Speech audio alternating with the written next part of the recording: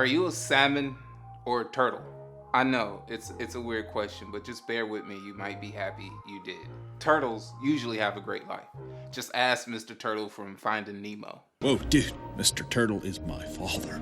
Name's Crush. Whatever. As long as Mr. Crush stays away from human activity, he could live up to 70 years, swimming the Pacific Ocean from Cali to Bali, high-fiving and eating more seaweed than women at sushi bars. The easy life. Salmon, however, have a lifespan of about 2 to 7 years. They're born in a river where they live until they become teenagers. Then they swim with the current into the ocean, stay there until they become adults. Adult salmon then risk their life, exhausting their energy, working hard to swim all the way back to the river from which they were born to lay or fertilize eggs. Unfortunately, most of them never make it back because they literally work themselves to death, using up their energy, swimming against the current.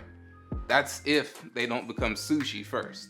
In salmon logic, if the adults can be strong enough to make it out of the river and swim all the way back, then their kids will be able to do it too.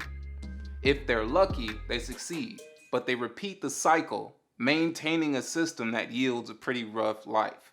When we tell each other that all we gotta do is work hard to be successful, what we're implying is that we have to suffer to achieve our goals. This couldn't be further from the truth. You wouldn't choose to be in an abusive relationship because one day it might earn you a loving one. So why would you choose to do something you hate to earn a life you love? When you become aware of the water, or in the case of this analogy, let's say water is money. When you become aware of which direction the water flows naturally for you, your life could be a lot like the turtles. Noggin. Dude. If all you do is pay bills and work and save, you're just a commodity. African Americans, like my ancestors, came to this country not as people, but as commodities, a product, an article of commerce, one that is subject to ready exchange or exploitation within a market. Although slavery ended in 1865, the systems created during the slave era are thriving more now than they did back in the past, just like a Kardashian after a black man. To my knowledge, the purpose of slavery was to use a product, or slaves, for a means to an end, literally building America's economy and making slave owners or corporations wealthy in the process. That model is still tried and true to this day. Only instead of slave owners, it's corporations using your everyday pleasures and your poor habits to get wealthy. Again, if all you do is work and pay bills, you're a commodity. If you pay rent, have a car note, binge watch Netflix, or use social media, you're a commodity. You are a product. You're the sugar in America's Kool-Aid. You're a spoke on America's wheel. It's just facts. Social media isn't a product. You are. That's why you can say or search for purple shoelaces, then open the gram and literally see an ad for purple shoelaces.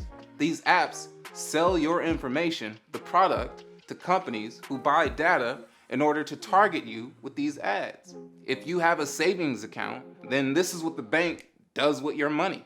I'd like to make a deposit into my savings. Well, look at that. Calvin's got a job. What we got? 1,000 smackaroons, eh? Hey, yo, Rich! You still need that $500 loan? Yeah, boss. Take it.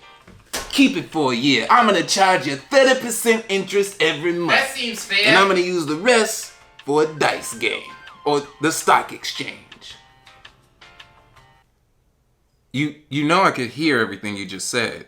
Is that so? Well, let me know if you hear this too. In today's modern world, there's really no way to stop it. Corporations' ability to squeeze you like a lemon is a well-oiled machine that even pandemics can't stop at this point. America's banking on you to be the salmon struggling to swim upstream, chasing a check until you die. To be the turtle, you gotta become aware of the water. Figure out where the current flows easily for you so you don't have to work so hard just to live. The easy way to do this is to cultivate a natural skill that you were born with. Very successful people don't work hard. They're just consistent. They sacrifice the desire to be someone else to consistently work on being themselves. If you do that long enough, in today's modern world, you will find a way to make a living just by being you. Think of your idols. Do they really work hard, or are they just consistently being themselves? Take Bill Gates, for example. Although he is very smart, Bill Gates didn't become Bill Gates because he was a genius. He was lucky. He was a 13-year-old kid who went to Lakeside High School in Seattle during the 60s, which during that time, Lakeside High School was the only school pretty much in the world that would give a 13-year-old unlimited access to a time-sharing terminal or computer.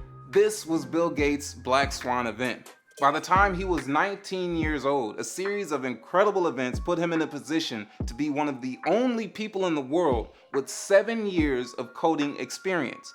The water, and a couple years later, he drops out of Harvard University to start the now trillion-dollar company Microsoft. The right current. Dwayne "The Rock" Johnson. His father was a wrestler. Wrestling was in his blood before birth. And he wanted to be in the NFL. But when that didn't work out, he turned to what was already in his blood, wrestling, the water, and he found the United States Wrestling Association, the right current. As much as I want to believe that Kobe, Jay-Z, Beyonce, Dave Chappelle, Michael Jordan, Jackson, Oprah, and even some gamers on Twitch are all superhuman, I truthfully believe that they just got really good at being themselves. They figured out which way the water flowed naturally, or what came natural to them, and they stuck to it. They became aware of the water. They found the current that worked for them. Now, I'm not naive. I'm not saying that our idols didn't encounter obstacles along their journey, but I'm willing to bet if you could ask your idol what their biggest obstacle was, they might say at one point it was just plain old self-doubt or fear of the unknown. In Tiger Woods' case, it was cars. Like, bruh, hire a driver for God's sake.